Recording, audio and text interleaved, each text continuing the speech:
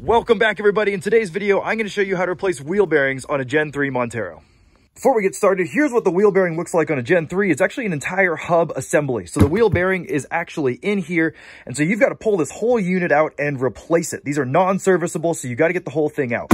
In order to get this out, you are going to have to remove the CV axle. And I'm going to talk about that quite a bit in this video. And I've got a whole other video that goes over how to get that out. I'm not going to cover it in this one because you can just watch that one and learn. So before you get started on this, you might want to look into what it takes to pull this CV axle out. But with that, let's go ahead and start taking this apart, starting with the driver's side of this car.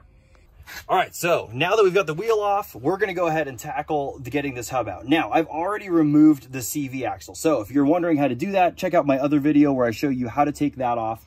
But in this case, I've already got that off. And so now I need to move into getting the hub actually exposed. So the first thing I'm going to do on this side is I'm going to remove this brake caliper. I'm going to remove the entire thing from this so that I get the rotor off and get to the isolated hub. So I'm going to start by taking these two bolts out. Those are the ones that hold the whole caliper in. They're going to be 19s. There's the other. So, got that whole caliper. Set that out of the way for now. I'm going to get a bungee cord and I'm going to attach this to the suspension. We can already see this rotor's coming off. And here we have our wheel bearing assembly. And I don't know if you can see this, but this is so bad. It's clearly got play in it. You should never, ever have this much play. Whether the wheel is on or not, this is a ton of play. So this is obviously bad. We're going to get it swapped out for a new one. Okay, so on the back side, we got 4 bolts here. And 2 of them are pretty easy to access. And then the other 2, you're going to have to remove this shield. So these are going to be 17s. And then to pull these off, these are going to be 12 millimeters. So there's 2 12 millimeters right here to pull off this ABS shield. You're going to pull that off, then you'll have all 4 of these exposed.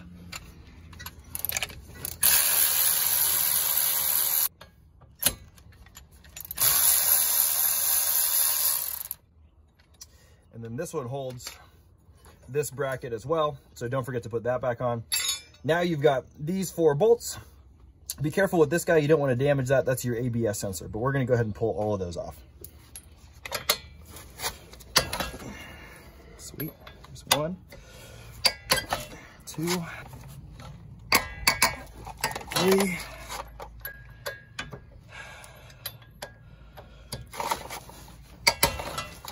4.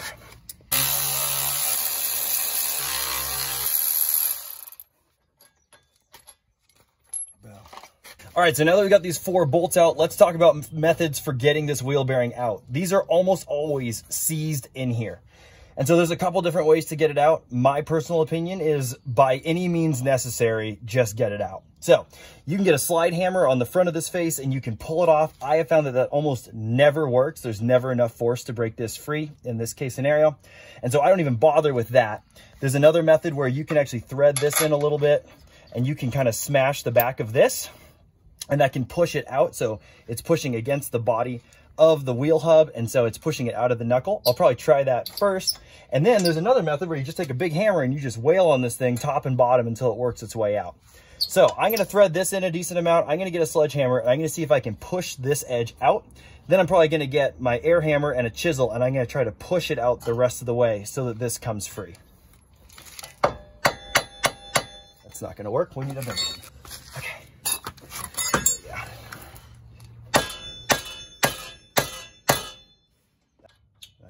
In there.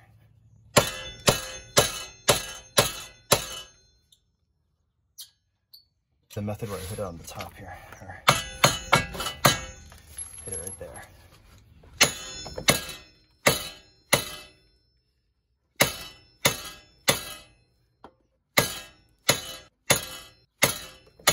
Okay.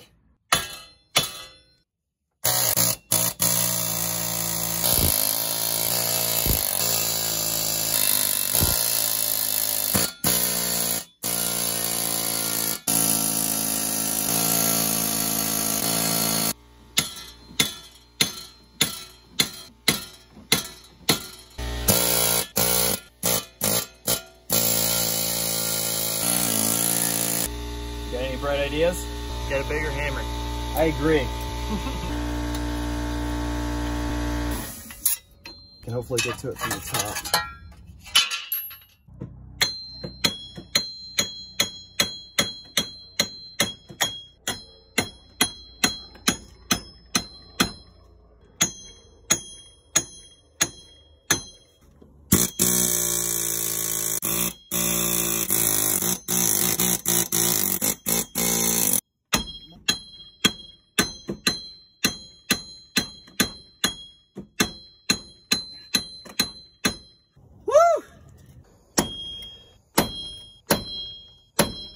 Yeah, you can see it's like barely separated.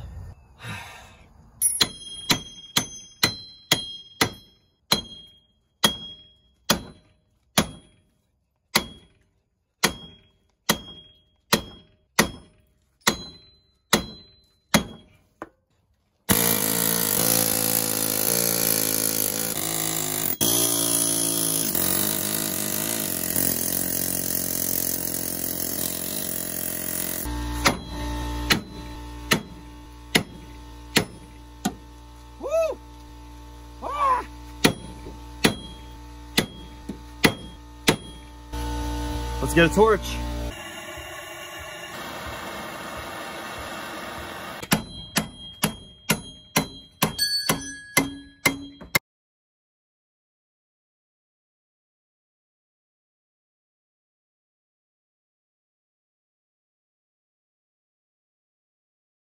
Wow, that was the worst. Okay, so after almost an hour of continuously using every single chisel that I have, sledgehammers, bigger sledgehammers, we have finally got this stupid thing out. And so when I said any means necessary, I really mean any means necessary. So here's what I ended up doing is you can see these little ears right here. I ended up having to cut a slit in there with an angle grinder. So I actually took an angle grinder and I came in and I cut a little slit in here so that I could wedge these different chisels in there. So I'd work my way around with the chisels and get a little bit at a time, a little bit at a time. I mean, it took forever to get to this point. And after I did that, we just kept going in a star pattern around and around and kept pounding them in until it kept coming out and out, and eventually it broke free. And you can see this is a lot of material to have rusted. It's about an inch to have rusted into here. And so this thing was not coming out without a fight. And you can see I damaged the face of this a little bit. And so I'm gonna have to come in here with a flap disc and clean it up. It ultimately won't make a huge difference when it's all bolted up. It's gonna be fine, but that's what it took to get it out. And short of actually taking this whole knuckle off, bringing it into a machine shop and pressing it out, I don't think I could have done this.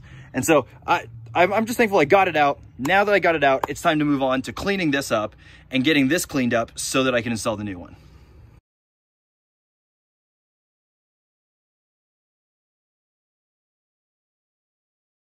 All right, out with the old, in with the new, and this one went in really easy as soon as I cleaned up all the corrosion. And you can see here, these flanges are only gonna line up in a certain orientation. So if you try to install it like this, the bolt holes are gonna be just a little bit off. Same thing if you have it kind of over here, the bolt holes don't line up. So there's only one way to put this on, so you don't have to worry about putting it on the wrong way because you can only put it on one way. So now that I've got this installed, I'm gonna go ahead and put the bolts back through and get this thing cinched back down. You're gonna take your brake shield off like I did. You're gonna wanna put that back on as well.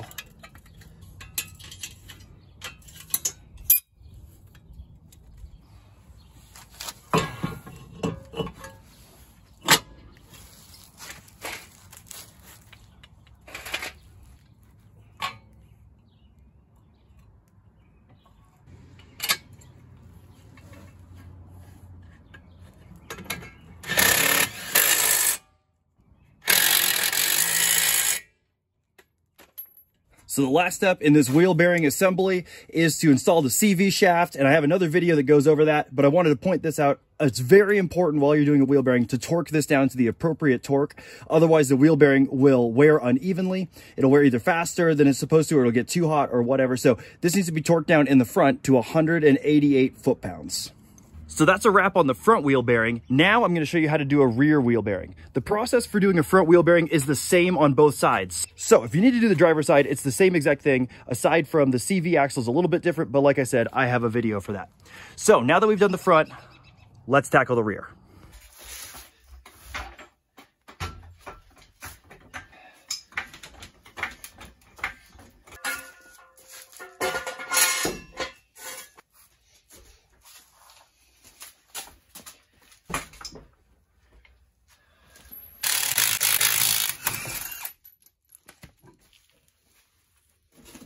Moving on to the rear, this is a very similar process. You're going to want to remove the CV axle. Again, see the video I made of how to take those out.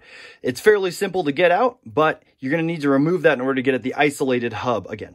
So I'm going to remove the rear brake caliper, same exact thing as before so that we can get this rotor off. You can actually just remove the caliper. You don't need to take the whole bracket off. I like to remove the whole thing because it gives me a little more room to swing a hammer. So let's take that off. Just like before, we've got these bolts here. They're going to be 17s, one on the top and one on the bottom. Let's get those zipped off.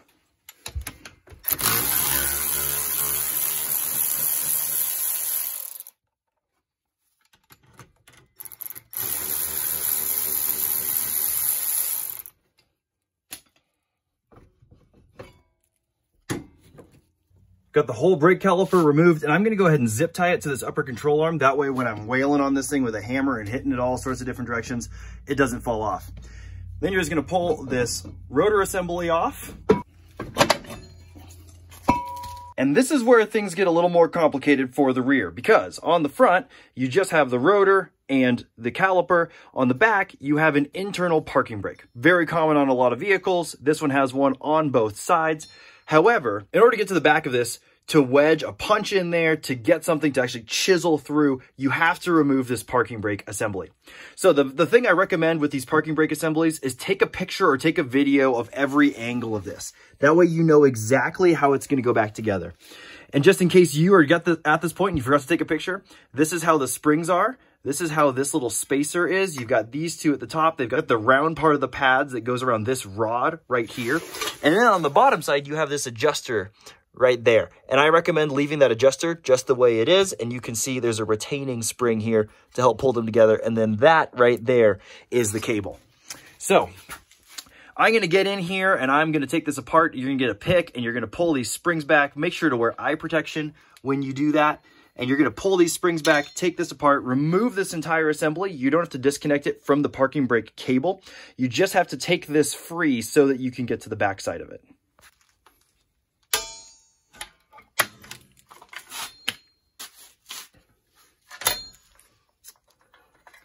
That's both the springs removed. You can move this little spacer guy right here. You can start to see that's going to come apart. Going to go ahead and grab this spacer out of the top of it. So this guy right here goes in between the two brake shoes and it goes like this with a spring on this end. Next thing you're going to do is you're going to tackle this guy right here. This holds the brake shoe. There's one on each side. And these are a huge pain in the butt. So what you got to do is you got to grab this washer on the outside. You're going to press it. Then you're going to turn it. And there's actually a slit that's going to come out of. So you can see right there, there's actually a slit in there so that it can come out one side and then it's locked in the other side. So then you'll pull out this spring. And here's the actual retainer. Let me see if I can get that out for you. There's another one on the back side. So there's another little hat in here. There's that guy, same exact thing. And you'll push this out the back. And that brake shoe will come off. So here's what that pin looks like. This one's obviously very rusty, but you can see it's got a little bit of a barb at the end of it. And so what happens is it'll go through here, and then when we reassemble it, you'll twist it, and that's what locks it together. So now that we've done it on that side, it's time to take care of it on this side. And it helps if you reach behind the brakes. Sometimes you can actually get a hand on the back side of this to keep it from going in, because when you push on this, sometimes it wants to go in. This one doesn't seem to be fighting me as much as the other side, but that's helpful sometimes. Again, for future reference, this is how the spring and the washers go in. It's kind of dished towards the spring, so it's going to hold the spring like that. That's both the brake shoes taken off. And like I said, I just let them hang here.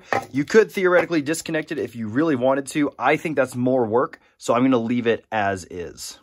When you pull the brake shoes apart, you'll have this adjuster that adjusts how much the parking brake is engaged. And so if your parking brake is not engaging super well. It could be that the pads are just wore down, and so you need to adjust this.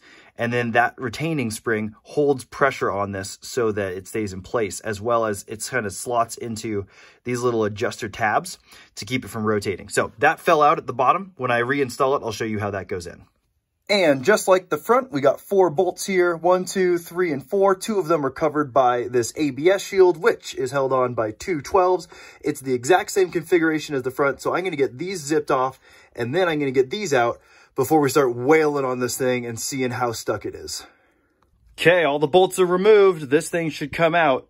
So rather than go through all the agonizing steps I did before, I'm just going to set up a time lapse and give this thing everything I got, and hopefully it comes out easier than the front did.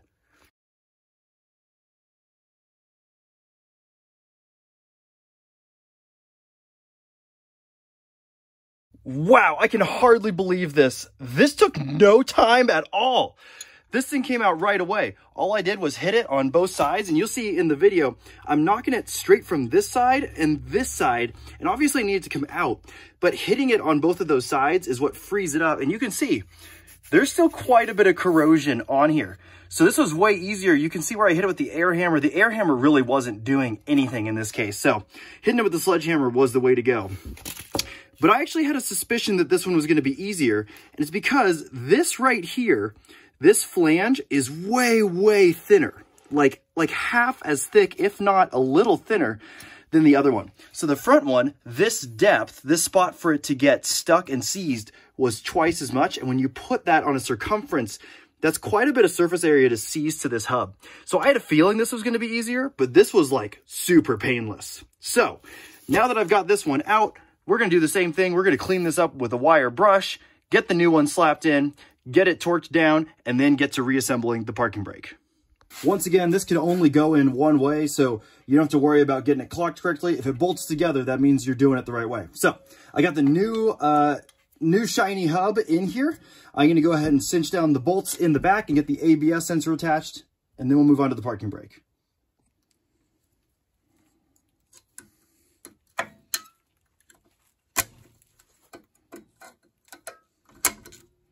Come on, baby.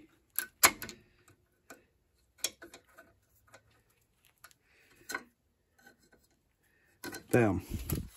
That was pretty hard to film, but I was able to get this reassembled. So again, it's washer, spring, washer, and you saw how I put it on there. I used the needle, those pliers, pinched it, squeezed it, and turned it. And then I stuck this screwdriver back here to support the back side of this pin. You're not able to get to it with your finger. On the other side, I use my finger, but on this side, wedging that back between this brake shield and the actual hub assembly, or the knuckle here, that helps get it to where it needs to go. So now that one's in place, and now I just need to get this one secured.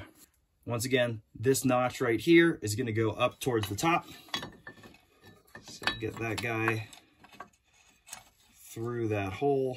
First thing I'm gonna do is get this other washer on, and that will kind of hold this pin in place so that it doesn't slide back out on me. Gotta get my finger behind it, rotate the hub assembly so that I have more access to it. Sweet, now this won't go flying off on me. All right, same thing as on the other side. Get this guy ready. Finger on the back side to keep that from sliding backwards. Pinch it in and twist it, and that one is locked in place. Before we move on to the top, I got to put this adjuster in. As far as I can know, it goes either direction, so it doesn't matter which side the adjuster is on.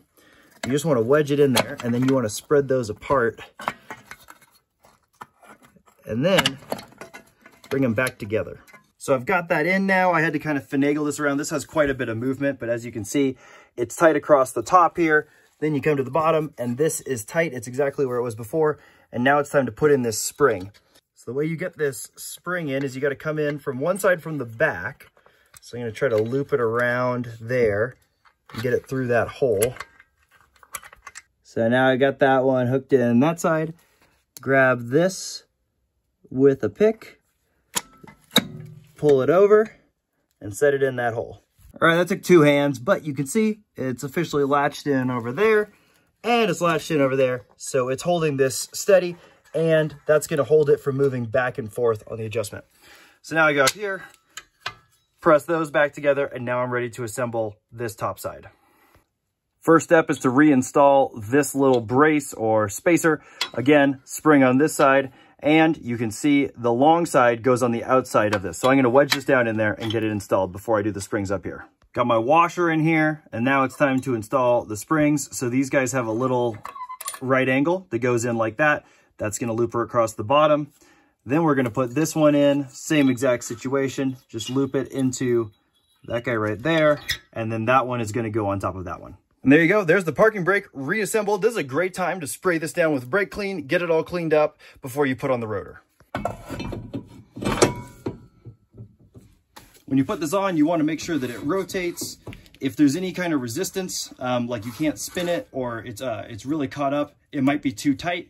If for some reason it's not working right afterward, you can adjust these with it on the car. But this seems pretty good to me, so I'm going to continue to reassemble.